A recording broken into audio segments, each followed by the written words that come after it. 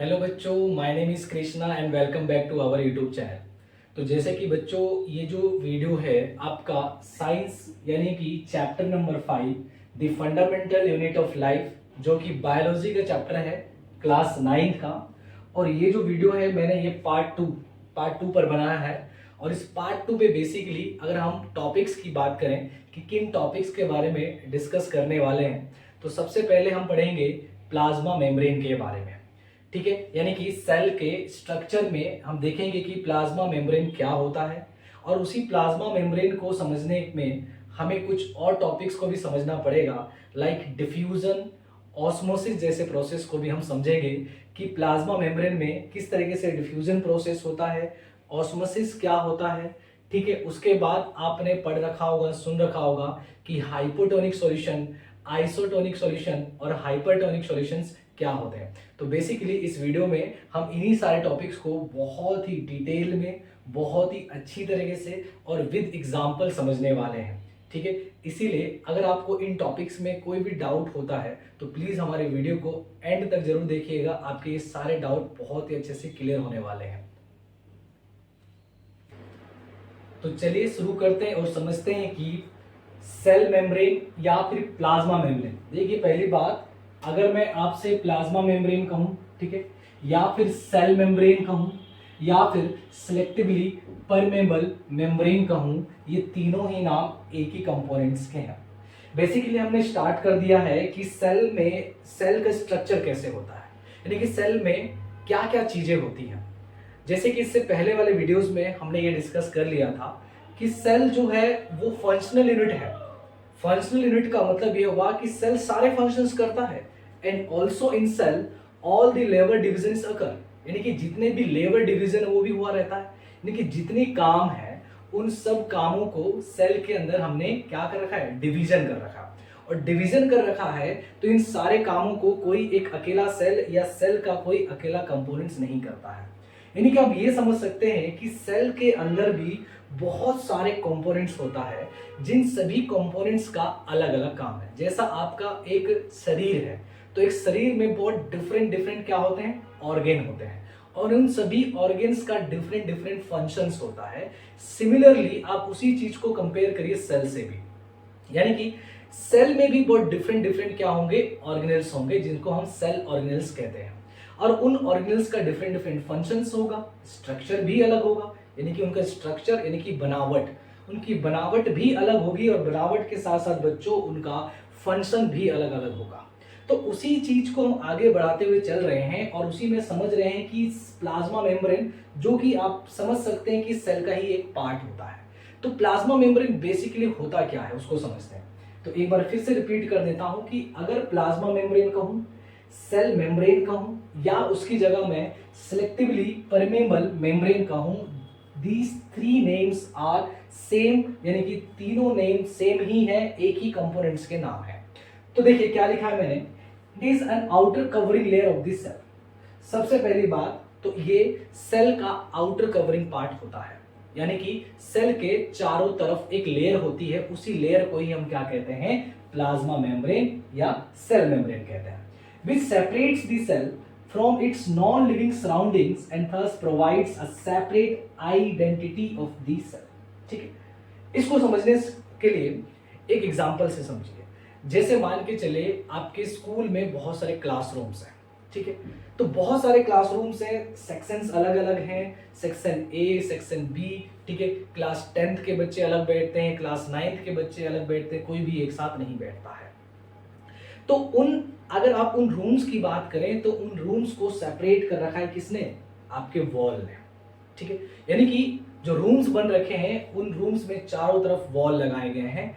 इस वॉल का क्या काम है, और अगर सोच के देखिए कि अगर ये वॉल नहीं होता तो क्या होता। ये वॉल नहीं होता तो सबसे पहली बात क्या होता कि कंपोनेंट्स, या कह लो अभी हम कंपोनेंट्स किसको मान लेंगे, स्टूडेंट्स को मान लेंगे, यानी कि क्लास 10th के बच्चे क्लास 9th में भी आ जाते, क्लास 9th के बच्चे क्लास 10th में भी चले जाते, यानी कि एक सेपरेट कोई आइडेंटिटी नहीं रहती है, कोई भी स्टूडेंट्स कहीं पे भी चला जाता अगर ये आपका स्कूल के रूम्स का वॉल नहीं होता। साथ में आपका कोई प्रोटेक्शन नहीं है, ठीक है, प्रोटेक्शन नहीं का मतलब वही है कि कोई भी कहीं पे आ रहा है, कोई भी कहीं जा रहा है, ठीक है, एक जगह जो चीजें इकट्ठे होकर रहनी चाहिए, यानी कि सेपरेट आइडेंटिटी नहीं दे रहा है। किसी को समझ ही नहीं आएगा अगर कोई बाहर से आएगा और वो समझना चाहे कि भाई क्लास 10th का रूम कौन सा है, क्लास 9th का रूम कौन सा है, वो समझ नहीं पाएगा अगर आपके पास क्या नहीं है, वॉल नहीं है। तो एक तरीके से जिस तरीके से एक रूम की दीवारें हमें सेपरेट करके दिखा रखती हैं, क्लास 10th को अलग करके रखती है, क्लास 9th को अलग करके रखती है, आप वैसे ही समझिए सेल मेम्ब्रेन का भी काम होता है सेल में। मान लीजिए अगर ये आपका एक सेल है, ठीक है, एक सेल है ये, ठीक है, तो ये एक सेल है मान के चलिए, तो सेल के चारों तरफ एक छोटी सी, एक पतली सी, बहुत डेलिकेटेड, बहुत नाजुक, ठीक है, बहुत पतली एक लेयर होती है, उसी को हम सेल मेम्ब्रेन कहते हैं, उसी को हम सेल मेम्ब्रेन कहते हैं। क्लियर है बात? तो सेल मेम्ब्रेन कहते हैं, तो जरा सोच के देखिए एक सेल मेम्ब्रेन ने क्या करा कि इसके अंदर जो भी कंपोनेंट्स होंगे, बहुत सारे वेरियस कंपोनेंट्स होंगे जो हम पढ़ेंगे, जैसे माइटोकॉन्ड्रिया वगैरह होते हैं, ठीक है, एंडोप्लाज्मिक रेक्टिकुलम होंगे, जो हम फर्दर स्टडी करने वाले हैं। लेकिन फिलहाल के लिए समझ लीजिए कि सेल मेम्ब्रेन की वजह से अंदर के जो कंपोनेंट्स है बाहर के कंपोनेंट्स से सेपरेट हो रखे हैं, यानी कि बाहर बहुत सारे सराउंडिंग में बहुत कुछ होगा, ठीक है, जैसे डस्ट पार्टिकल्स होगा, कुछ गैसेस होंगी, ठीक है, तो अब बाहर की चीजें बाहर है और अंदर की चीजें अंदर है because of this cell membrane. अगर ये सेल मेम्ब्रेन नहीं होता तो यहाँ की चीजें इधर फ्लो हो जाती, इधर की चीजें इधर फ्लो हो जाती और सारी चीजें मिक्सअप हो जाती और हम समझ नहीं पाते कि कौन से कंपोनेंट्स कहाँ की है। तो एक तरीके से हम ये भी कह सकते हैं कि जो सेल मेम्ब्रेन है वो एक सेल के अंदर के जो कंपोनेंट्स होते हैं उनको बाहर के कंपोनेंट से सेपरेट आइडेंटिटी देता है, और सिर्फ सेपरेट आइडेंटिटी ही नहीं बल्कि ये दूसरे सेल्स से भी क्या करता है, इसके आपको पता है किसी भी ऑर्गेनिजम्स में एक सेल, यूनिसेलुलर में तो एक सेल होता है, लेकिन जिनमें एक से ज्यादा सेल होता है तो उसमें क्या होगा कि इसके बिल्कुल साथ एक अटैच होके भी और भी बहुत सारे सेल होंगे। तो ये सेल वॉल की वजह से, सॉरी सेल मेम्ब्रेन की वजह से, इस सेल मेम्ब्रेन की वजह से देखिए इसके जो कंपोनेंट्स हैं वो भी अलग अलग हैं। यानी कि एक तरीके से हम ये भी कह सकते हैं कि सेल मेम्ब्रेन हमें सराउंडिंग्स के कंपोनेंट्स को सेल के अंदर के कंपोनेंट से भी अलग करके रखता है और साथ ही दूसरे सेल्स को भी सेपरेट करके रखता है, यानी कि दूसरे सेल्स के कंपोनेंट्स भी सेपरेट आइडेंटिटी बनकर रहते हैं। आई होप कि आपको समझ में आ गया होगा सेल मेम्ब्रेन का क्या काम होता है। तो बेसिकली ये आउटर कवरिंग होता है किसी भी सेल का आउटर कवरिंग लेयर होता है, जो सिंपल सी बात है, जो एक तरीके से बाहर के कंपोनेंट्स को और सेल के अंदर के कंपोनेंट्स को सेपरेट करके रखता है और साथ ही दूसरे सेल से भी अटैच रहता है, जिससे कि दूसरे सेल के कंपोनेंट्स भी आपस में मिक्सअप नहीं हो पाते। जिसका एग्जांपल मैंने आपको बताया था कि अगर मान के चलिए आप जितने भी आपके स्कूल में क्लासरूम्स हैं उनको अगर सेल मान लें, तो अगर वॉल नहीं होते तो क्या होता है, किसी भी क्लास को हम सेपरेट नहीं समझ पाते, सेपरेटली आइडेंटिटी नहीं दे सकते थे। सारे कंपोनेंट्स यानी कि सारे स्टूडेंट्स एक जगह से दूसरी जगह फ्लो कर ले, एक जगह से दूसरी जगह चले जाते, जिससे कि हम सेपरेट आइडेंटिटी किसी सेल की नहीं दे पाते। लेकिन सेल मेम्ब्रेन के होने की वजह से जिससे क्या होता है कि सभी क्लासरूम्स को, ठीक है, जिस तरीके से वॉल की होने से सभी क्लासरूम्स को सेपरेट आइडेंटिटी दी जा सकती है, वैसे ही सेल मेम्ब्रेन होने की वजह से सभी सेल को सेपरेट आइडेंटिटी मिल जाती है। तो आई होप कि ये समझ में आ गया होगा। लेकिन देखिए ये तो हो गया आपको समझना, और अगर डेफिनेशन लिखना हो तो आप इतनी डेफिनेशन भी लिखेंगे तो आपको मार्क्स मिल जाएगा। हमें किसी भी क्वेश्चन का आंसर कितना कैसे लिखना है इस चीज पे डिपेंड करता है कि वो कितने मार्क्स का क्वेश्चन है। ऑब्जेक्टिव क्वेश्चन में तो आपको सिंपल सी बात है, सिर्फ टिक करना होता है, लेकिन अगर सब्जेक्टिव क्वेश्चन हैं तो हम सब्जेक्टिव क्वेश्चंस में अगर 2 मार्क्स का या 3 मार्क्स में आया तो हम सिर्फ इतने ही डेफिनेशन इसके नहीं लिख सकते। तो बेसिकली अब हम जो भी पढ़ेंगे, चाहे वो सेल मेम्ब्रेन के बारे में पढ़ेंगे, चाहे वो माइटोकॉन्ड्रिया के बारे में पढ़ेंगे, तो हम उनके फंक्शंस को पॉइंट्स में लिखेंगे, यानी कि इनका काम क्या होगा। यानी कि ओवरऑल आपको मोटा मोटी या ऊपर से पता चल गया है कि हाँ इसके बेसिक फंक्शंस क्या होते हैं, लेकिन अगर हम इनको पॉइंट्स में लिखें कि 2-3 पॉइंट्स क्या लिख सकते हैं उसके बारे में समझते हैं और लिखते हैं और जानते हैं कि what are the functions of the cell membrane. तो चलिए, जैसे कि हमने सेल मेम्ब्रेन देख लिया क्या होता है, अब समझते हैं उसके स्ट्रक्चर के बारे में, यानी कि सेल मेम्ब्रेन का स्ट्रक्चर किस तरीके का होता है। तो सबसे पहले मैंने लिखा है कि प्लाज्मा मेम्ब्रेन या सेल मेम्ब्रेन, बात एक ही है, इस चीज का ध्यान रखिएगा। तो plasma membrane is living cell, ठीक है। तो plasma membrane basically living cell होता है, ठीक है। थिन होता है, ठीक है, काफी पतला, डेलिकेट्स काफी नाजुक, इलास्टिक्स, ठीक है, एंड सिलेक्टिवली परमेम्बर मेम्ब्रेन, ठीक है। तो सिलेक्टिवली परमेबल मेम्ब्रेन क्यों कहते हैं हम नेक्स्ट पॉइंट में समझ भी जाएंगे उसका जब हम फंक्शन पढ़ेंगे। तो यानी कि स्ट्रक्चर की बात करें तो plasma membrane is living cell, thin होता है, डेलिकेट्स होता है, इलास्टिक होता है, ठीक है। यानी कि इलास्टिक का मतलब तुम आसानी से उसके शेप को चेंज कर सकते हो। सिलेक्टिवली परमेबल मेम्ब्रेन, इस पॉइंट को हम समझेंगे, ठीक है, ये क्या होता है आगे।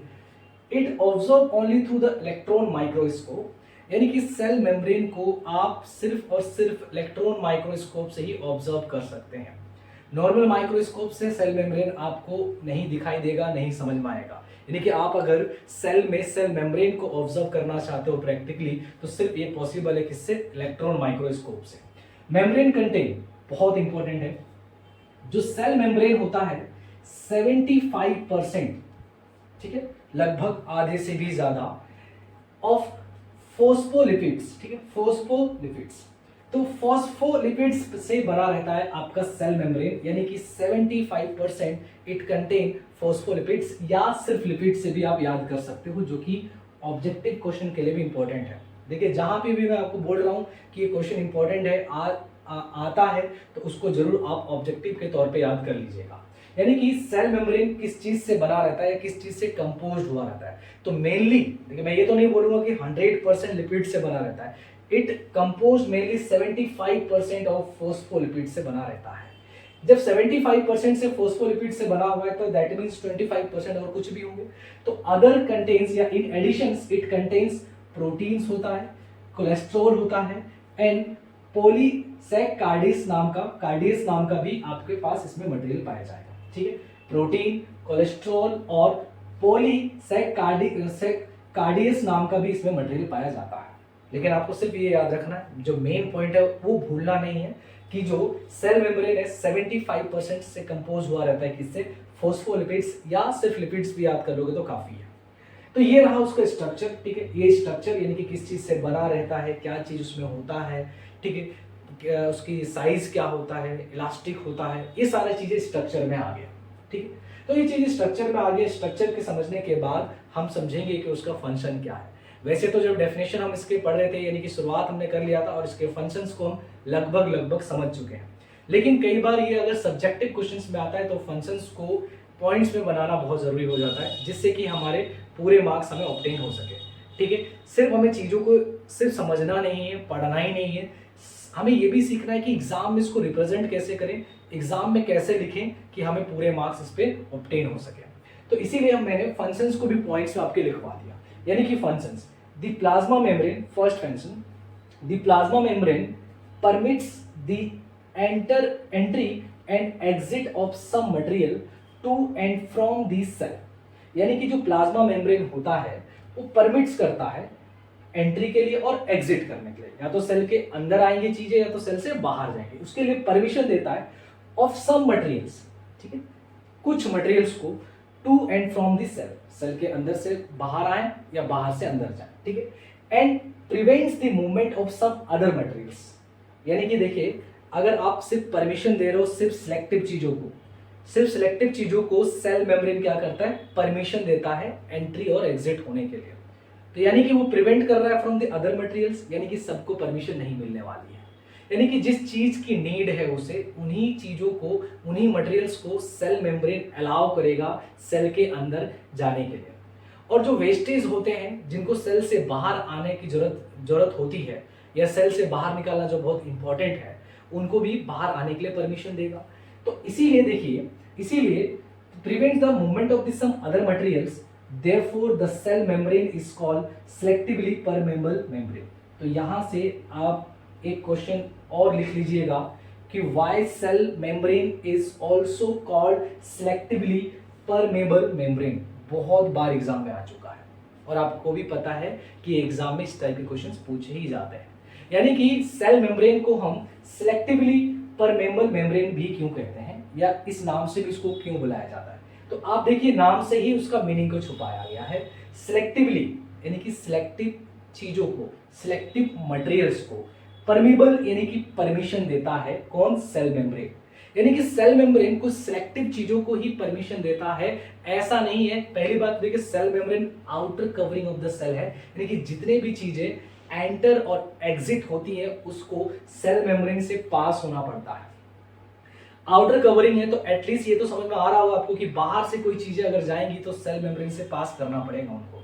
और सेल मेम्ब्रेन सभी मटेरियल्स को परमिशन नहीं देता है, कुछ ही सिलेक्टिव चीजों को ही परमिशन देता है।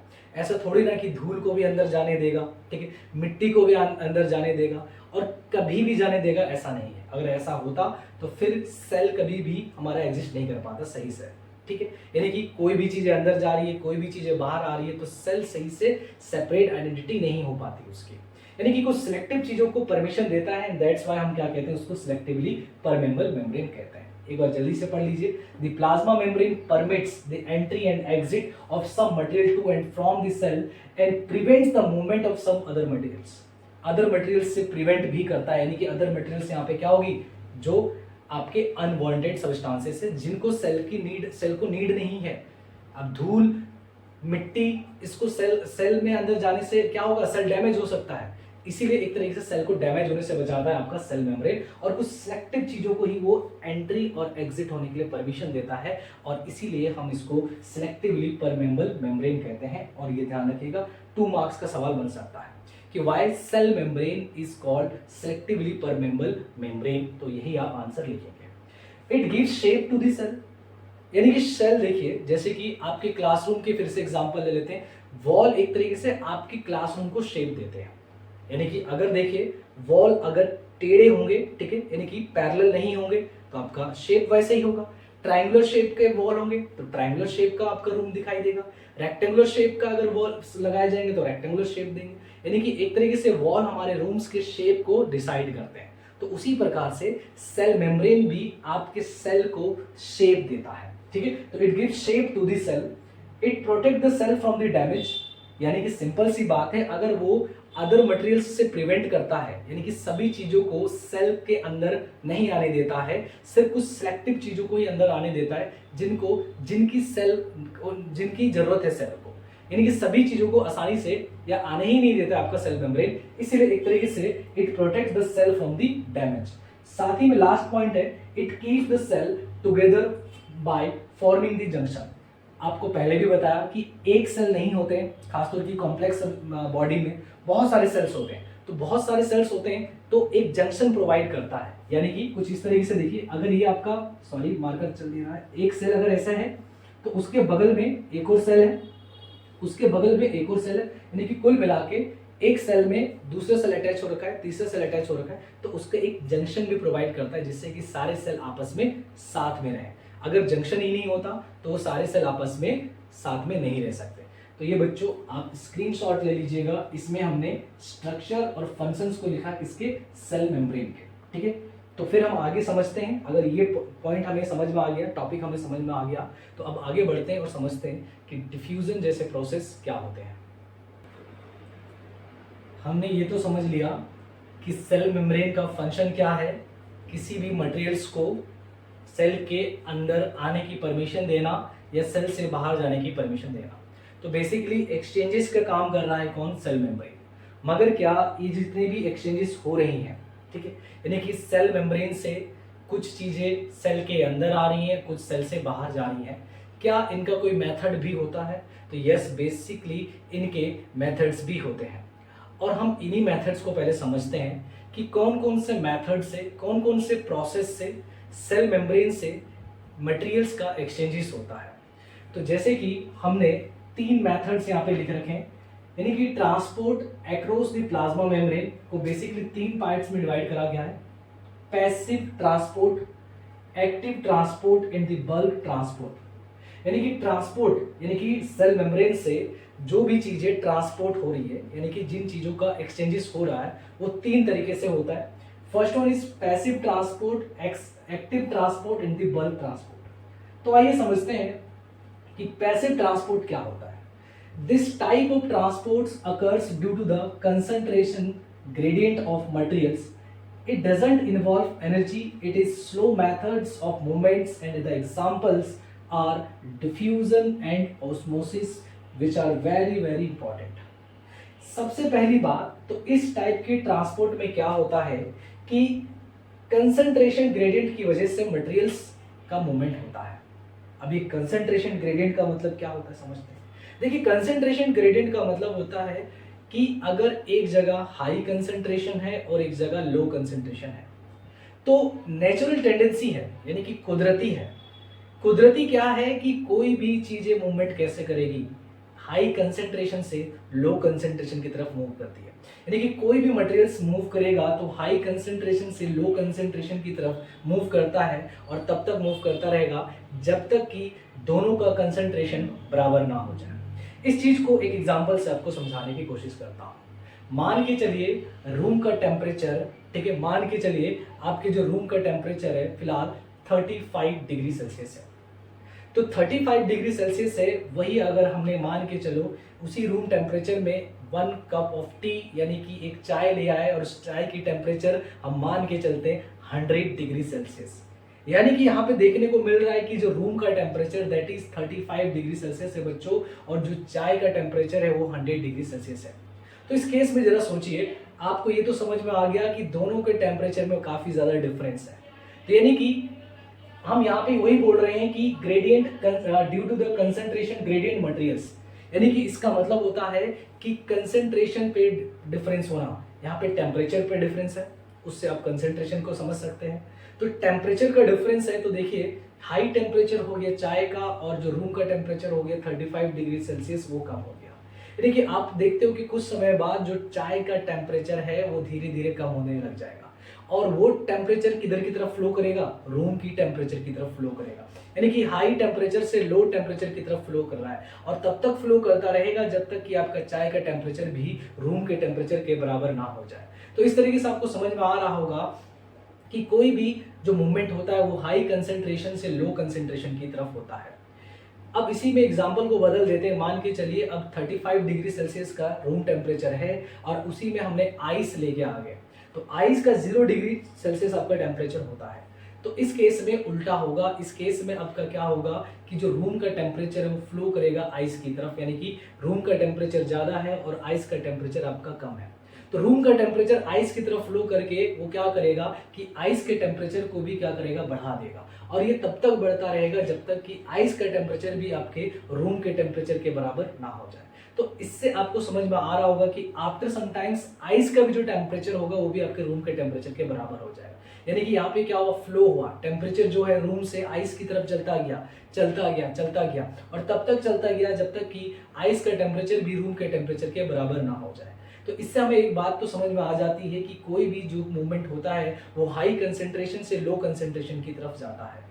ठीक उसी प्रकार से ये जो आपका पैसिव ट्रांसपोर्ट है, इसमें जो चीजें ट्रांसपोर्ट होती है, यानी कि कोई भी चीजों का जो मूवमेंट्स होता है वो हाई कंसेंट्रेशन से लो कंसेंट्रेशन की तरफ होता है। यानी कि एक तरफ चीजें ज्यादा होंगी, एक तरफ चीजें कम होंगी, तो जिधर चीजें ज्यादा होंगी उधर से उस तरफ को फ्लो करेगा जिधर की चीजें कम होंगी।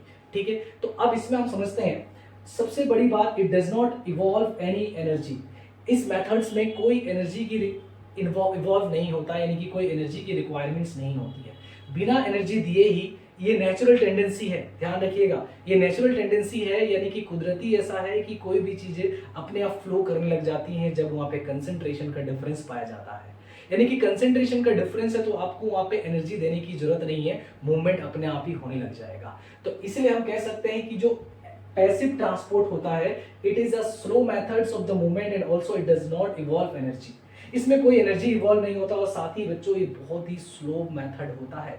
यानी कि इस टाइप का जो ट्रांसपोर्ट होता है जहाँ पे हाई कंसेंट्रेशन से लो कंसेंट्रेशन की तरफ चीजें मूव तो कर रही हैं, लेकिन ये बहुत ही स्लो मेथड होता है। तो बहुत ही स्लो मेथड है, तो सिर्फ यहाँ पे ये समझने वाली बात है कि अगर बहुत स्लो मेथड है तो इस मेथड से जो चीजें ट्रांसपोर्ट होती हैं वो हर जगह नहीं होने वाली है। आई रिपीट, इस तरीके से जो चीजों का ट्रांसपोर्ट होने वाला वो हर जगह नहीं होने वाला है, क्योंकि कहीं पे हमें स्लो मेथड से ट्रांसपोर्ट कराना होता है, मगर कहीं कहीं पे इतनी स्लो मेथड से हम ट्रांसपोर्ट की रिक्वायरमेंट को फुलफिल नहीं कर सकते। And that's why the process of diffusion and the osmosis ये हर जगह नहीं देखने को मिलेगा। यानी कि खास तौर की हम मल्टी सेलुलर्स की बात करें तो वहाँ पे जो चीज़ों का एक्सचेंजेस होगा डिफ्यूजन और ऑस्मोसिस से नहीं हो सकता है, क्योंकि these are very slow methods. ठीक है, खासतौर की डिफ्यूजन जो होता है बहुत ही स्लो मेथड होता है। क्लियर है बच्चों? अब देखते हैं कि एक्टिव ट्रांसपोर्ट क्या होता है, उसका अपोजिट कर दीजिए। पैसिव ट्रांसपोर्ट में आपको एनर्जी की रिक्वायरमेंट नहीं होती है, मगर आपका एक्टिव ट्रांसपोर्ट में आपको एनर्जी की रिक्वायरमेंट होती है। यानी कि चीज़ों का एक्सचेंजेस तो होगा फ्रॉम दी प्लाज्मा मेम्ब्रेन, यहाँ पे हम प्लाज्मा मेम्ब्रेन के बारे में ही पढ़ रहे हैं। चीज़ों का ट्रांसपोर्ट तो होगा, चीज़ों का एक्सचेंजेस तो होगा, मगर इस प्रोसेस में एनर्जी की रिक्वायरमेंट भी होगी। यानी कि it evolves movement of material across the plasma membrane using energy in the form of ATP.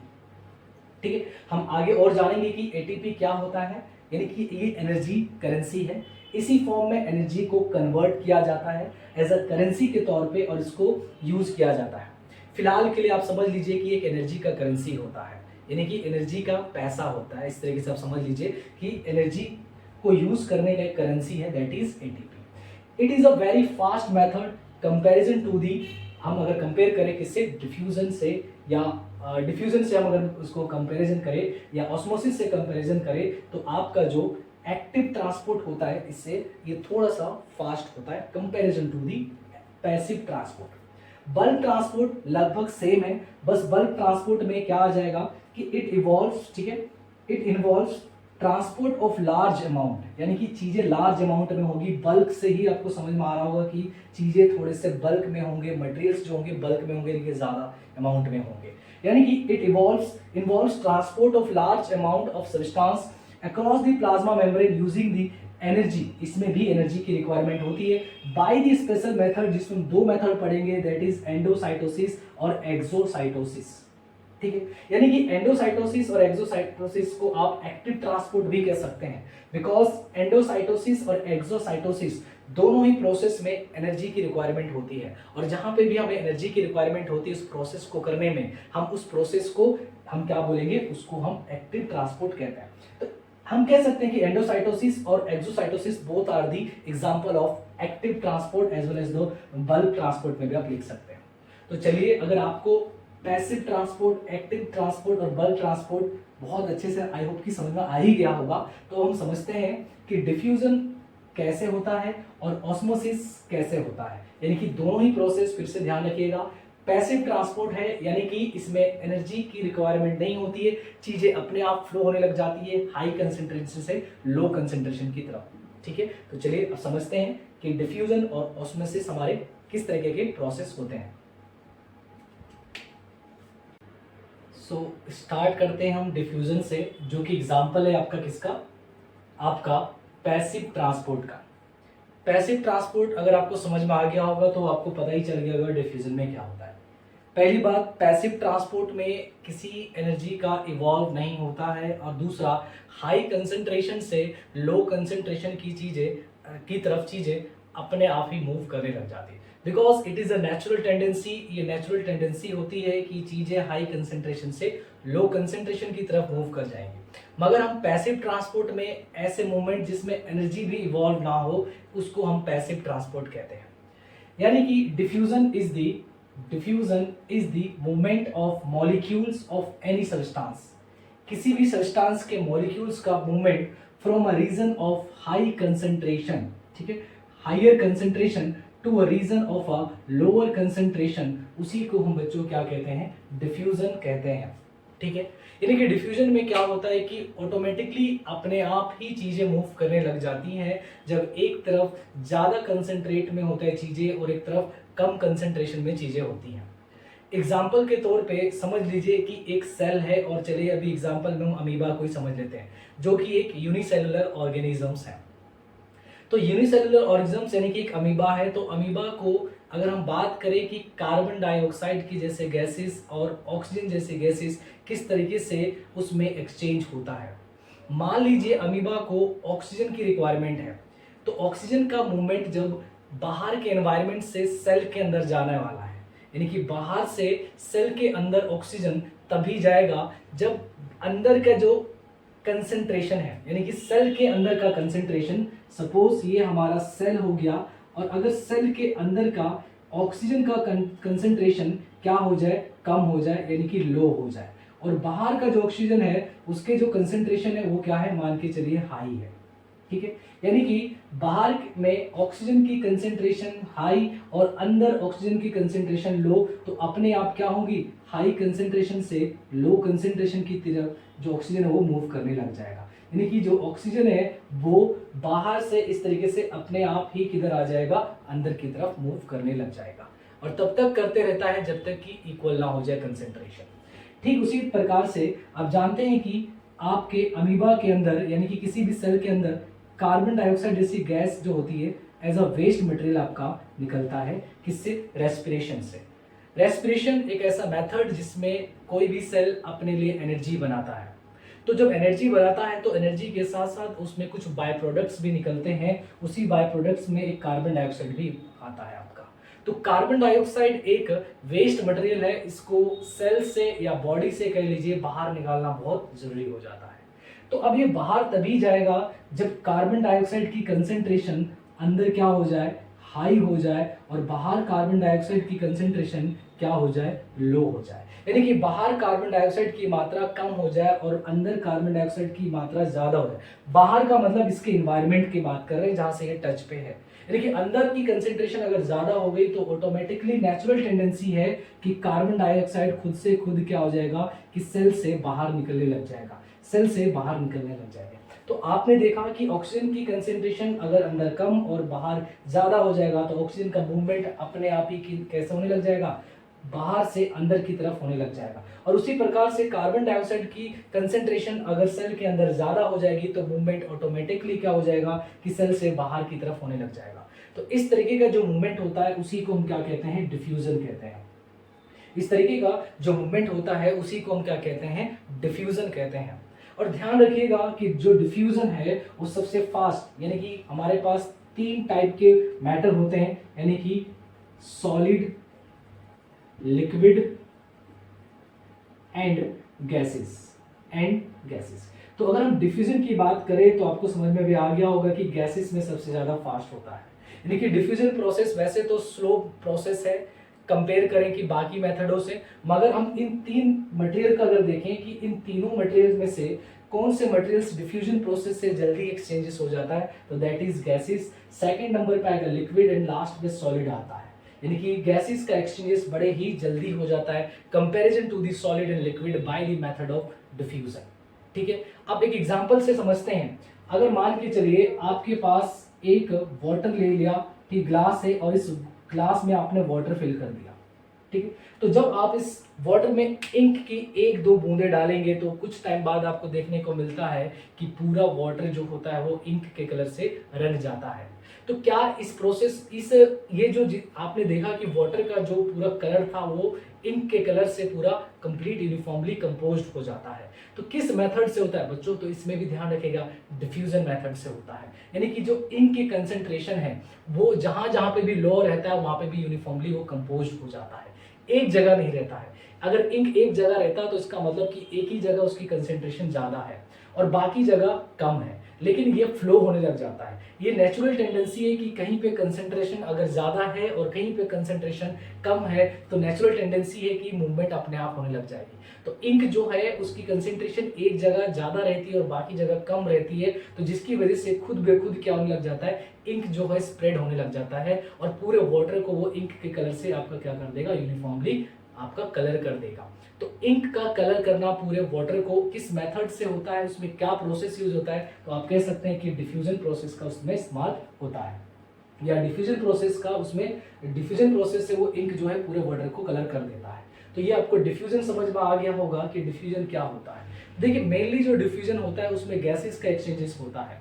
अगर इसी तरीके से हाई कंसेंट्रेशन से लो कंसेंट्रेशन की तरफ चीजें यानी कि लिक्विड मूव करने लग जाए तो बस उसी के स्पेशल नेम रख देंगे हम लोग, दैट इज ऑस्मोसिस। होता वो भी ऐसे ही है, वो भी आपका पैसिव ट्रांसपोर्ट में ही आता है। कौन सा, ऑस्मोसिस। लेकिन ऑस्मोसिस में क्या होता है कि लिक्विड की ट्रांसपोर्ट होता है, लिक्विड जो होती है वो एक्सचेंजेस होती हैं। एक तरीके से we can say that osmosis is a special case of diffusion. ठीक है, बस उसमें क्या होता है, इसमें गैसेस के एक्सचेंजेस ज्यादातर होते हैं और ऑस्मोसिस में आपके लिक्विड के एक्सचेंजेस होते हैं। तो चलिए समझते हैं कि ऑस्मोसिस क्या होता है। तो what is the process of osmosis? देखिए ऑस्मोसिस क्या होता है? The movement of water molecules through the selectively permeable membrane is called osmosis. जिस प्रकार से डिफ्यूजन में गैसेस का एक्सचेंजेस होता है from the high concentration to the low concentration, ठीक उसी प्रकार से वाटर मॉलिक्यूल्स का एक सिलेक्टिवली पर मेम्ब्रेन से क्या होना, मूव करना, उसी को हम क्या कहते हैं, ऑस्मोसिस कहते हैं। पर इसमें हम दो बातों के ध्यान रखेंगे। क्या? The movement of water across the plasma membrane is also affected by the amount of substance dissolve in water. ठीक है, इसको थोड़ा सा ढंग से समझने की जरूरत है। देखिए क्या है, मान के चलिए ये आपका एक सेल है, ठीक है। तो सेल में मान के चलिए वाटर की कंसेंट्रेशन, ठीक है, वाटर की कंसेंट्रेशन ज़्यादा है और सेल के बाहर वाटर की कंसेंट्रेशन कम है, वाटर की कंसेंट्रेशन कम है, ठीक है। ध्यान सुनेगा, सेल के अंदर वाटर की कंसेंट्रेशन यानी कि वाटर की मात्रा ज़्यादा है और सेल के बाहर वाटर की कंसेंट्रेशन कम है। तो यहाँ पे भी वही बात होती है कि आपका लो कंसेंट्रेशन से हाई कंसेंट्रेशन की तरफ ही चीज़ें मूव करती हैं।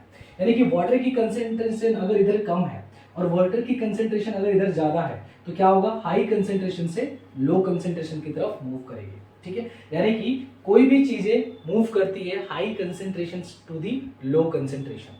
यानी कि वाटर की मात्रा अगर सेल में ज़्यादा है और वाटर की मात्रा अगर उसके इन्वायरमेंट में कम है तो ऑटोमेटिकली नेचुरल टेंडेंसी है कि जो पानी है यानी कि जो वाटर है वो सेल से बाहर की तरफ निकलने लग जाएगा। ठीक है, उसके अपोजिट सोच के देखिए, अगर वाटर कंसेंट्रेशन सेल के अंदर क्या हो जाए, कम हो जाए, यानी कि सेल के अंदर वाटर कम हो जाए और सेल के बाहर वाटर ज़्यादा हो जाए, रिपीट, सेल के बाहर ज़्यादा हो जाए तो क्या होगा, ज़्यादा जिधर है कम की तरफ मूव करेगा, यानी कि बाहर से वाटर जो है वो अंदर की तरफ मूव करेगा, बाहर से वाटर जो है अंदर की तरफ मूव करेगा। ठीक है, तो ये तो हो गया, आप अगर समझ पा रहे हैं कि चीज़ों का एक्सचेंजेस यानी कि खास तौर की वाटर का जो मूवमेंट है कब सेल से बाहर होगा, कब बाहर से अंदर की तरफ आएगा, it is depend on the amount of water concentration. अगर वाटर कंसेंट्रेशन सेल के अंदर ज्यादा और सेल के बाहर कम तो सेल के जो वाटर है वो सेल से बाहर आ जाएगा। अगर सेल के अंदर वाटर कंसेंट्रेशन कम, बाहर वाटर कंसेंट्रेशन ज्यादा तो सेल में वाटर अंदर चला जाएगा। इसको आप एक तरीके से सॉल्यूट और सॉल्वेंट से भी समझने की थोड़ा सा ट्राई करिए। ठीक है, देखिए आपको इतना पता है कि सॉल्यूट, ठीक है, प्लस सॉल्वेंट से ही मिलके हमें क्या मिल जाता है, सॉल्यूशन मिल जाता है। हमें क्या मिल जाता है, सॉल्यूशन मिल जाता है। देखिए सॉल्यूट प्लस सॉल्वेंट से हमें क्या मिल जाता है, सॉल्यूशन मिल जाता है। ठीक है, तो सपोज हम सॉल्वेंट अभी वाटर को ले लेते हैं, सॉल्वेंट हमारा वाटर है, ठीक है, सॉल्वेंट हमारा वाटर है और सॉल्यूट हम मान लेते हैं किसको, सॉल्ट को मान लेते हैं। ठीक है, ऐसे भी देखिए जिस सब्सटेंस को डिसॉल्व किया जाता है सॉल्वेंट में उसको सॉल्यूट कहा जाता है, यानी कि सॉल्ट, यानी कि जो कम मात्रा में होता है उसको सॉल्ट यानी कि सॉल्यूट कहा जाता है। जो ज्यादा मात्रा में होता है यानी कि सॉल्यूट जिस सब्सटेंस में डिसॉल्व होता है उस सब्सटेंस को हम सॉल्वेंट कहते हैं और सॉल्ट प्लस वाटर दोनों को मिला देने से आपका बन जाएगा, सॉल्यूशन बन जाएगा। क्लियर है? अब देखिए अगर आपके कोई भी मान के चले ये आपका एक प्योर वाटर है, ये आपका प्योर वाटर है, ठीक है, यानी कि इसमें अभी सॉल्यूट कोई भी नहीं है और मान के चलिए एक और बीकर लिया है, इसमें मैंने सॉल्ट सॉल्यूशन लिया है, इसमें मैंने सॉल्ट सॉल्यूशन लिया है, क्लियर है, सॉल्ट सॉल्यूशन लिया है। तो प्योर वाटर को हम डाइल्यूट सॉल्यूशन कहेंगे, प्योर वाटर को हम डाइल्यूट सॉल्यूशन कहेंगे। ठीक है, जो प्योर वाटर है हमारा डाइल्यूट सॉल्यूशन है। ठीक है, यानी कि इस पे डाइल्यूट सॉल्यूशन है, इसका मतलब ये हुआ कि इसमें सॉल्यूट यानी कि सॉल्ट की मात्रा बहुत कम है या नहीं है। ठीक है, सॉल्ट सॉल्यूशन अगर इसमें मिलाया हुआ है यानी कि सॉल्ट है तो एक तरीके से ये कंसंट्रेटेड सॉल्यूशन है। ठीक है, क्या है, कंसंट्रेटेड सॉल्यूशन है। ठीक है, कंसंट्रेटेड सॉल्यूशन है और कंसंट्रेटेड सॉल्यूशन का मतलब बच्चों इसमें सॉल्ट की मात्रा ज्यादा होगी या यूं कहूं सॉल्यूट की मात्रा ज्यादा होगी। देखिए इसमें सॉल्यूट नहीं है और इसमें सॉल्यूट की मात्रा ज्यादा है, तो अगर सॉल्यूट के टर्म से हम जोड़ें, यानी कि सॉल्यूट के टर्म से अगर हम जोड़ें तो बच्चों जहां पे सॉल्यूट ज्यादा होता है, जहां पे सॉल्यूट ज्यादा होता है और जहां पे सॉल्यूट कम होता है, चीजें कम से ज्यादा की तरफ होता है। ये देखिए कंफ्यूज मत होइएगा। यानी कि देखिए सॉल्यूट जो होता है, ठीक है, देखिए सॉल्यूट जो होता है, सॉल्यूट अगर कहीं पे ज्यादा है, ठीक है, कहीं पे ज्यादा है, ठीक है, और कहीं पे सॉल्यूट क्या है, कम है, कहीं पे सॉल्यूट क्या है, कम है, तो क्या होगा, कम से ज्यादा की तरफ फ्लो होता है। यानी कि सॉल्यूट की मात्रा कम है और ये जहां पे सॉल्यूट की मात्रा ज्यादा है, तो कम जिधर है उधर से वाटर जो होगा, वाटर की बात हो रही है, सॉल्यूट यहाँ पे कम है और सॉल्यूट यहाँ पे ज्यादा है, तो वाटर किधर की तरफ मूव करेगा, वाटर इधर की तरफ मूव करेगा। और ऐसे भी आप समझ सकते हैं, देखिए सॉल्यूट अगर यहाँ पे ज्यादा है तो यानी कि सॉल्वेंट यानी कि वाटर, ठीक है, वाटर एक तरीके से क्या होगा, आप कह सकते हो कि कम होगा कंपेयर करने में तो, और इसमें सॉल्यूट अगर कम है तो एक तरीके से वाटर क्या होगा, ज्यादा होगा, एक तरीके से वाटर क्या होगा, ज्यादा होगा। तो यानी कि घूम फिर के देखो, वाटर जिधर ज्यादा था, वाटर जिधर जिधर कम है उधर की तरफ ही मूव कर रहा है, ठीक है। एक बार और समझाने की कोशिश करता हूँ, ध्यान सुनिए। सॉल्यूट मान के चलिए कहीं पे कम, कहीं पे सॉल्यूट ज्यादा है, ठीक है, तो सॉल्यूट ज्यादा का मतलब क्या हुआ, वाटर कम, सॉल्यूट अगर ज्यादा है तो एक तरीके से इसके कंपैरिजन वाटर कम होगा यहाँ पे, और यहाँ पे अगर सॉल्यूट कम है तो यानी कि वाटर की कंसेंट्रेशन ज्यादा है, तो यहाँ पे देखिए सॉल्यूट कम से ज्यादा की तरफ मूव करता है, और यूं कहूं कि वाटर जिधर ज्यादा होता है उधर, वाटर जिधर कम होता है उधर की तरफ मूव करता है। लेकिन दोनों का मीनिंग सेम है, बट कंफ्यूज मत होइएगा अगर कहीं पे स्टेटमेंट आपको दिख रहा है कि हाई सॉल्यूट से कम सॉल्यूट की तरफ, ठीक है, सॉरी कम सॉल्यूट से, सॉरी हाँ, कम जिधर सॉल्यूट है, कम जिधर सॉल्यूट है और जिधर ज्यादा सॉल्यूट है, चीजें उधर, वाटर उधर मूव कर रहा है, क्योंकि इसका मीनिंग सेम ही है, जिधर वाटर ज्यादा है और जिधर वाटर कम है, यानी कि वाटर ज्यादा है उधर से मूव करते हुए किधर जा रहा है, जिधर वाटर कम है, क्योंकि ज्यादा सॉल्यूट का मतलब वाटर कम होता है। आई होप कि थोड़ा समझा पाया हूं, मैं कोशिश किया हूं कि किस तरीके से वाटर जो है एक हाई कंसेंट्रेशन ऑफ वाटर से लो कंसेंट्रेशन ऑफ वाटर की तरफ मूव करता है। लेकिन हाई कंसेंट्रेशन ऑफ वाटर का मतलब क्या होता है, सॉल्यूट उसमें कम होगा, और लो कंसेंट्रेशन ऑफ वाटर का मतलब क्या होगा, उसमें सॉल्यूट ज्यादा होगा। यानी कि वाटर का मॉलिक्यूल्स जो होते हैं वो इस तरीके से मूव करते हैं, ठीक है। तो इनके सॉल्यूशंस जो होते हैं वो अलग अलग होते हैं, किसी में वाटर की जो कंसेंट्रेशन होगी ज्यादा होगी कंपैरिजन टू दिस सेल, ठीक है, किसी में वाटर की जो कंसेंट्रेशन होगी कम होगी कंपैरिजन टू दिस सेल, और किसी में दोनों में कंसेंट्रेशन बराबर होगी। तो इसी कंसेंट्रेशन के बेसिस पे हमने सॉल्यूशन को 3 कैटेगरी में डिवाइड करा है, ठीक है, 3 कैटेगरी में डिवाइड कर रखा है, जो कि आपके इस क्लास 9th के लिए एग्जाम के पॉइंट ऑफ व्यू से वेरी वेरी इंपॉर्टेंट है, जिसको समझना बहुत जरूरी है।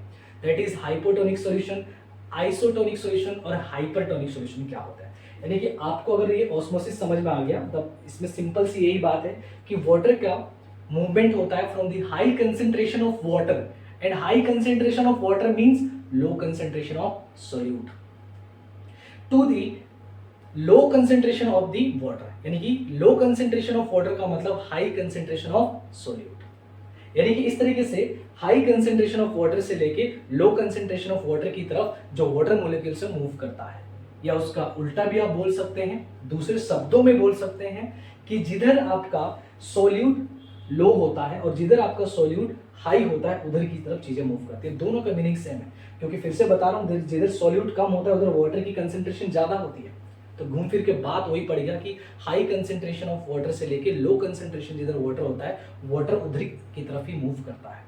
तो इसके बेसिस पे हमने सॉल्यूशन को 3 कैटेगरी में डिवाइड कर रखा है। तो चलिए समझते हैं कि वो 3 सॉल्यूशंस कौन कौन सी होती हैं और उसमें किस तरीके का फिनोमेना हमें देखने को। हाइपोटोनिक सॉल्यूशंस सबसे पहले हमारा सॉल्यूशन है, when the medium surrounding the cell is the higher water concentration than this cell, meaning that the outside solution is very dilute। देखिए फिर से देखिए, very dilute होगा, यानी कि वाटर कंसेंट्रेशन अगर सराउंडिंग में, ठीक है, यानी कि सेल के सराउंडिंग, ये मैंने एक सेल ड्रॉ किया है, ठीक, सेल के सराउंडिंग यानी कि सेल के बाहर जो वाटर कंसेंट्रेशन है, ठीक है, वाटर कंसेंट्रेशन होगा वो क्या होगा, हाई, ठीक है, हाई होगा, ठीक है, वाटर कंसेंट्रेशन क्या होगा, हाई होगा, ठीक है। यानी कि when the medium surrounding the cell has the higher water concentration than the cell, यानी कि सेल के अंदर वाटर की कंसेंट्रेशन कम बट सेल के बाहर वाटर की कंसेंट्रेशन ज्यादा।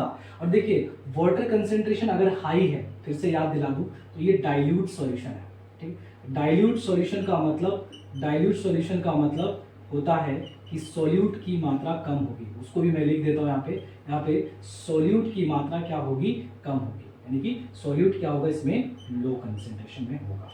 ठीक है, इस तरीके से आप तीनों को समझ सकते हैं। वाटर कंसेंट्रेशन हाई का मतलब डाइल्यूट सॉल्यूशन, और डाइल्यूट का मतलब होता है सॉल्यूट जो होता है वो लो कंसेंट्रेशन होता है, कि जो सॉल्यूट होता है वो कम मात्रा में होता है। तो cell will gain water by osmosis, तो उस केस में क्या होगा कि जो सेल होगा वो वाटर को गेन करेगा, जो सेल होगा वो वाटर को गेन करेगा। देखिए वाटर का जो फ्लो है बाहर से अंदर की तरफ जा रहा है, बाहर से अंदर की तरफ जो होगा वो वाटर चला जाएगा, जिससे कि सेल ऑटोमेटिकली क्या हो जाएगा, स्वेल हो जाएगा। ठीक है, तो जिससे क्या हो जाएगा, स्वेल अप हो जाएगा। यानी कि अगर हम किसी भी सेल को किस सॉल्यूशन में, हाइपोटोनिक सॉल्यूशन में डाल दें, किसी भी सेल को अगर हम हाइपोटोनिक सॉल्यूशन में डाल देंगे तो कुछ देर बाद वो जो सेल होगा वो स्वेल अप हो जाता है। क्लियर है? अब एक चीज और ध्यान देने वाली बात है, इस पे ऐसा नहीं है कि जो वाटर के जो मूवमेंट है वो सिर्फ बाहर से ही अंदर की तरफ जाता है। मैं अपनी बात को सही कर लेता हूं। इसमें देखिए जो प्लाज्मा मेम्ब्रेन है, जो प्लाज्मा मेंबर है वाटर मॉलिक्यूल्स को परमिशन देता है या अलाउ करता है मूवमेंट के लिए in the both direction, in the both direction, यानी कि दोनों ही डायरेक्शन, यानी कि सेल से बाहर भी वाटर का मूवमेंट होगा और सेल्स के अंदर भी वाटर का मूवमेंट होगा। मगर ओवरऑल क्या होता है कि ओवरऑल सेल के बाहर से वाटर का मूवमेंट ज्यादा होता है comparison to the movement of water from the cell to the environment. यानी कि दोनों ही डायरेक्शन में आपका वाटर के मॉलिक्यूल्स का मूवमेंट होगा, लेकिन ज्यादा वाटर का मॉलिक्यूल्स यानी कि ज्यादा जो वाटर आएंगी वो बाहर से अंदर की तरफ जाती है। यानी कि ओवरऑल जो रिजल्ट देखें तो एक तरह से हम इसीलिए कहते हैं कि जो वाटर होता है यानी कि सेल विल गेन वाटर, इसीलिए हम कहते हैं कि जो सेल है वो गेन करता है वाटर का। मगर ये पूरी बात सच नहीं है कि सेल सिर्फ वाटर को ही गेन करता है, सेल लूज भी करता है, यानी कि सेल वाटर को लूज भी करेगा, वाटर को गेन भी करेगा। मगर क्या होता है कि सेल जो गेन करेगा वाटर वो ज्यादा करेगा कंपैरिजन टू दी जितना वो वाटर को लूज करेगा। इसलिए जो ओवरऑल रिजल्ट देखा जाता है वो सेल जो होता है वो वाटर को ज्यादा गेन करता है, इसीलिए हम कहते हैं कि cell will be gain the water and that's why cell get swell up. Cell जो होता है स्वेल अप हो जाता है, यानी कि आपको सेल का जो साइज है वो थोड़ा सा बड़ा दिखाई देगा। इसका हम एक एक्टिविटी भी करके देखेंगे, समझाने की कोशिश करेंगे जब हम सारे हाइपोटोनिक सॉल्यूशंस या हाइपरटोनिक सॉल्यूशन और आइसोटोनिक सॉल्यूशन को कंप्लीट कर लेंगे। तो ये आपका हाइपोटोनिक सॉल्यूशन आपको समझ में आ ही गया होगा, इसको आपको थोड़ा समझना पड़ेगा ढंग से। फिर आगे चले देखते हैं कि नेक्स्ट हमारा कौन से टाइप का सॉल्यूशंस होता है। तो नेक्स्ट सॉल्यूशन है हमारा isotonic solution. When the relative concentration of water and solutes on either side of the plasma membrane are the same, then there will be no net movement of water. ठीक है, across the plasma membrane such a solution is known as a isotonic solution.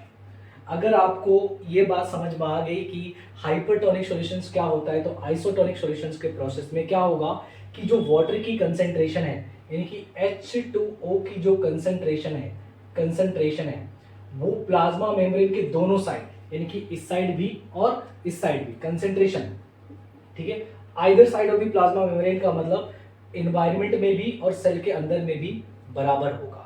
Relatively water की concentration दोनों तरफ same होगी, यानी कि ना तो कोई सॉल्यूशन अंदर का जो सॉल्यूशन होगा ना तो हम डाइल्यूट होगा, ना ही हाई का कंसेंट्रेशन होगा, दोनों तरफ का जो कंसेंट्रेशन होगा वो सेम होगा। तो जब दोनों तरफ का कंसेंट्रेशन सेम होगा तो नेट जो मूवमेंट होगा, देखिए मैं ये नहीं कहूंगा फिर से कि वाटर का मूवमेंट होगा ही नहीं, वाटर दोनों तरफ मूवमेंट करेगा। वाटर जो होगा वो एनवायरनमेंट से सेल की तरफ भी जाएगा और सेल से एनवायरनमेंट की तरफ भी जाएगा, यानी कि बाहर भी आएगा।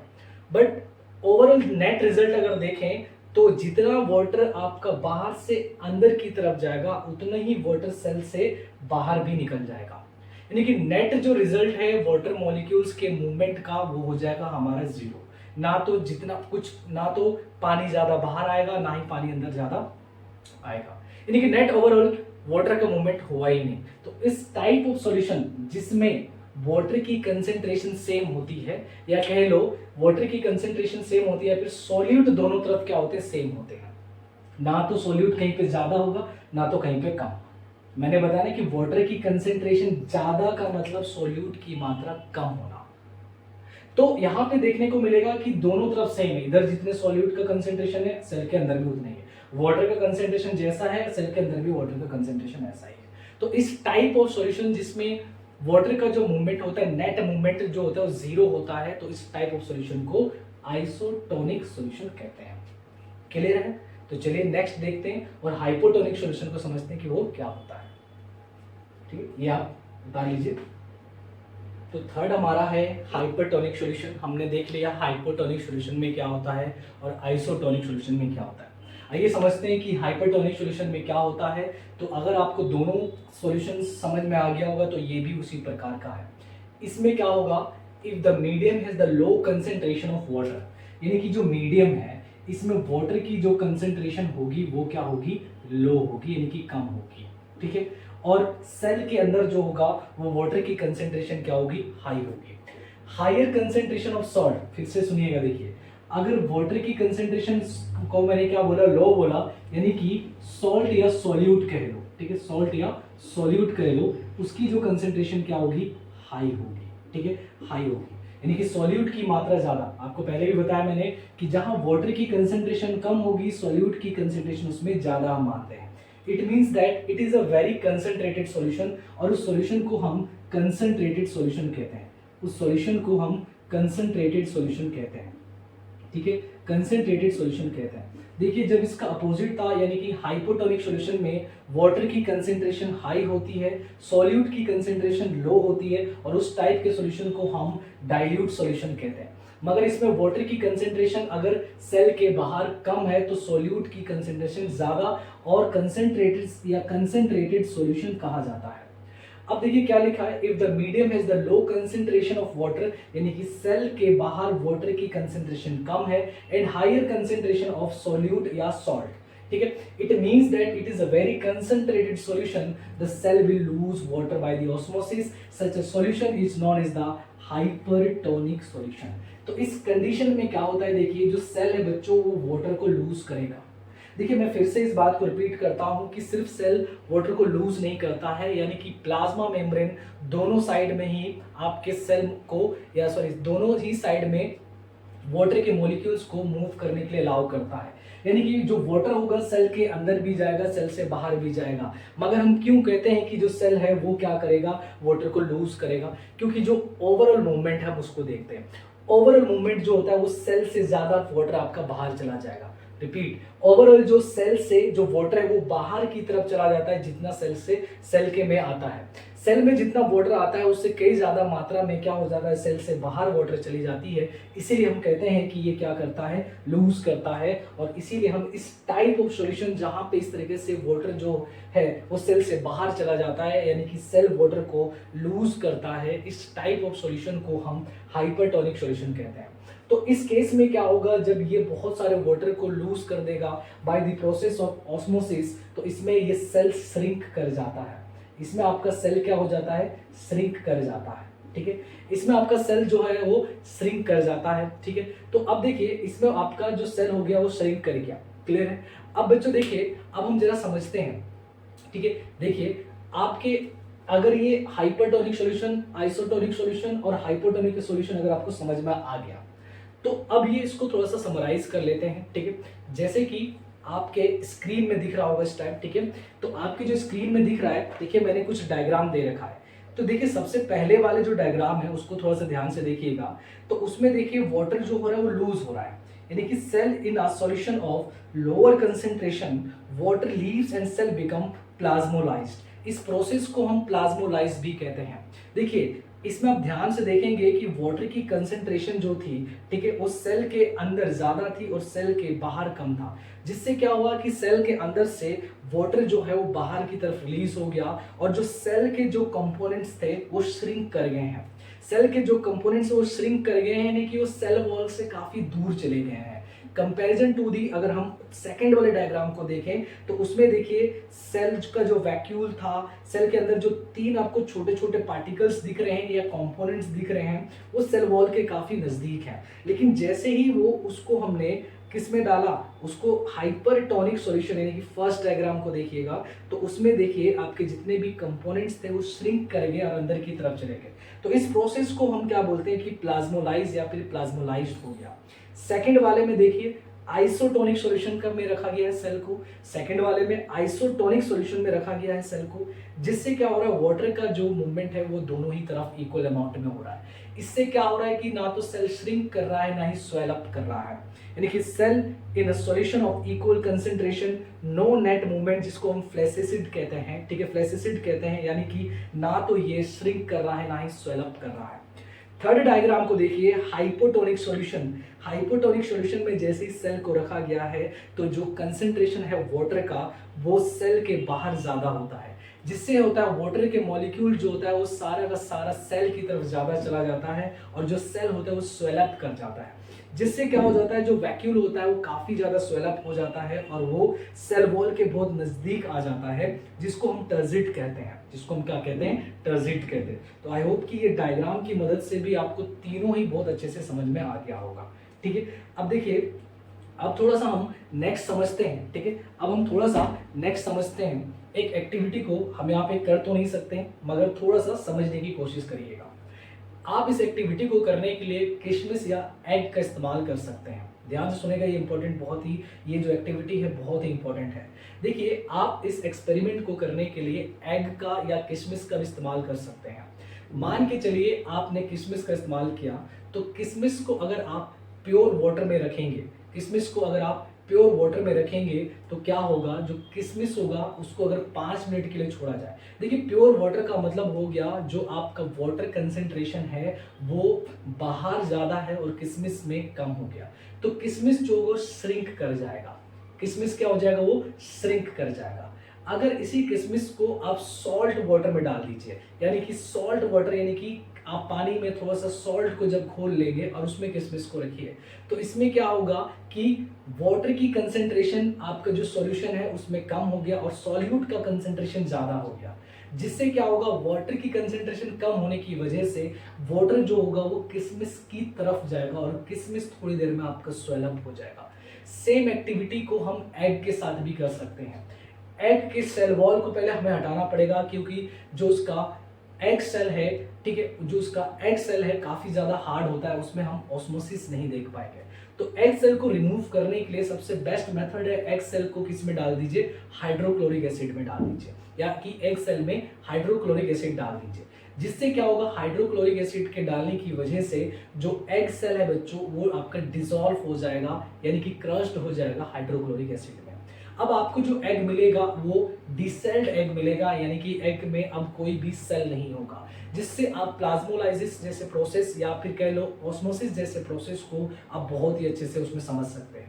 डिसेल्ड सेल को अब आप अगर प्योर वाटर में रखेंगे, यानी कि विदाउट एनी सोल्यूट, तो उससे क्या होगा, वाटर की कंसेंट्रेशन, फिर से देखिए, प्योर वाटर का मतलब उसमें सॉल्यूट की मात्रा बहुत कम, यानी कि वाटर की कंसेंट्रेशन ज्यादा, और इस टाइप के सॉल्यूशन को हम डाइल्यूट सॉल्यूशन कहते हैं, जिससे कि वाटर की कंसेंट्रेशन ज्यादा होने की वजह से जो वाटर का जो मूवमेंट है वो बाहर से सेल की तरफ चला जाएगा और आपका सेल जो होगा वो स्वेल अप हो जाएगा। और उसका अपोजिट अगर हम करें, यानी कि उसी वाटर में हम कुछ चम्मच, 1 चम्मच अगर हम क्या मिला दें, सॉल्ट मिला दें, तो 1 चम्मच जैसे ही आप उसमें सॉल्ट डिसॉल्व कर देंगे तो वो आपका कंसेंट्रेटेड सॉल्यूशन बन चुका है।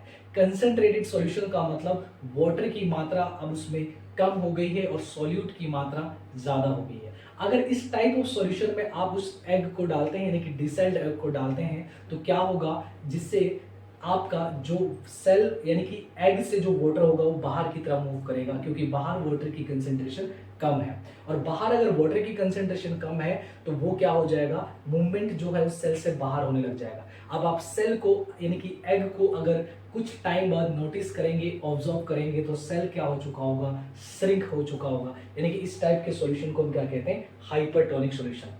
तो आपसे एक्टिविटी से रिलेटेड भी सवाल पूछ सकता है, तो ध्यान रखिएगा, जब भी हम किसी सॉल्यूशन में या वाटर में सॉल्ट या शुगर डिसॉल्व कर देते हैं तो वो कंसेंट्रेटेड बन जाता है। कंसेंट्रेटेड का मतलब होता है वाटर की कमी हो जाना, यानी कि वो वाटर अब उसमें कम है और सॉल्यूट की मात्रा ज्यादा है, जिससे मूवमेंट जो होता है वो सेल से बाहर की तरफ होने लग जाता है, जिससे सेल आपका श्रिंक कर जाता है। तो इस चीज को याद रखिएगा, इससे रिलेटेड भी आपसे सवाल पूछ सकता है। तो हमने क्या करा, ऑस्मोसिस प्रोसेस को पूरा कंप्लीट कर लिया, यानी कि ये पैसिव ट्रांसपोर्ट थे। अब पैसिव ट्रांसपोर्ट अगर हमें समझ में आ गया, ठीक है, तो अब हम देखते हैं कि एक्टिव ट्रांसपोर्ट क्या होता है जिसमें एनर्जी की रिक्वायरमेंट होती है, और एक्टिव ट्रांसपोर्ट के कुछ एग्जाम्पल को भी समझते हैं। तो नेक्स्ट जो हमारा था वो था आपका एक्टिव ट्रांसपोर्ट, दैट मीन्स ऐसे मटेरियल का ट्रांसपोर्ट जिसमें एनर्जी की रिक्वायरमेंट होती है। उसी को बल्क ट्रांसपोर्ट भी कह सकते हैं अगर मटेरियल्स बल्क में हैं। तो उसके दो एग्जाम्पल थे, एंडोसाइटोसिस और एक्सोसाइटोसिस। सबसे पहले हम समझते हैं एंडोसाइटोसिस क्या होती है। The flexibility of plasma membrane also enable the cell to engulf food को इनगल्फ करने के लिए क्या करता है, अलाउ करता है सेल मेम्ब्रेन या plasma membrane and other materials from its external environment. Such process is known as the endocytosis. देखिए हमने ये तो पढ़ लिया कि सेल में गैसेस का किस तरीके से एक्सचेंजेस होता है और वाटर का किस तरीके से एक्सचेंजेस होता है, मगर इसके अलावा भी अदर मटेरियल्स यानी कि सॉलिड्स की बात हो रही है, फूड्स की बात हो रही है। क्या सेल को फूड की जरूरत नहीं होगी? अगर उसको वाटर की जरूरत हो रही है, अगर उसको गैसेस की जरूरत हो रही है, तो उसको फूड की भी रिक्वायरमेंट होगी। तो फूड को वो जिस प्रोसेस से इनगल्फ करता है, फूड को जिस प्रोसेस से वो इनगल्फ करता है, उसी प्रोसेस को हम एंडोसाइटोसिस कहते हैं। इसका एक एग्जांपल हम ले सकते हैं अमीबा। अमीबा भी क्या करता है कि अपने सेल मेम्ब्रेन के शेप को चेंज करके इसी एंडोसाइटोसिस प्रोसेस से ही अपने फूड को इनगल्फ करता है। अब हम फूड को इनगल्फ करने का यानी कि एंडोसाइटोसिस की बात करें तो ये दो प्रकार की होती है। एक होता है आपका फेगोसाइटोसिस जिसको हम सेल ईटिंग कहते हैं, और आपका एक फिनोसाइटोसिस जिसको हम सेल ड्रिंकिंग कहते हैं। ठीक है, अब आप स्क्रीन पे देख सकते हैं कि फेगोसाइटोसिस यानी कि सेल ईटिंग किस तरीके से कर रहा है।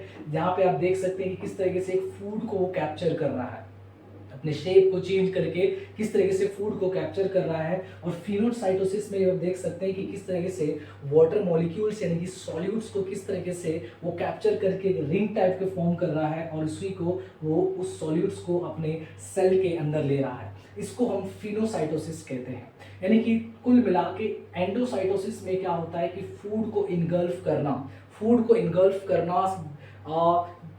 Flexibility of the plasma membrane की मदद से, यानी कि प्लाज्मा मेम्ब्रेन की जो आपकी फ्लेक्सिबिलिटी है उसके मदद से वो उसका शेप चेंज कर लिया जाता है और उसको फूड को आसानी से इनगल्फ कर लिया जाता है।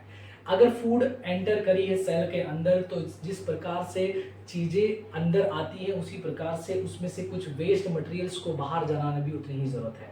अगर फूड को इंटेक करना ज़रूरी है तो फूड के कुछ वेस्ट मटेरियल्स यानी कि रेसिड्यूज भी बनेंगे। आप फूड को इंटेक करते हैं एनर्जी बनाने के लिए, पर एनर्जी बनाने के साथ साथ बहुत सारे आपके वेस्ट मटेरियल्स यानी कि बाई प्रोडक्ट्स के रूप में भी बनेंगे। इन बाई प्रोडक्ट्स को सेल से बाहर निकालना बहुत ज़रूरी है और उसी प्रोसेस को ही हम क्या बोलते हैं, एक्सोसाइटोसिस।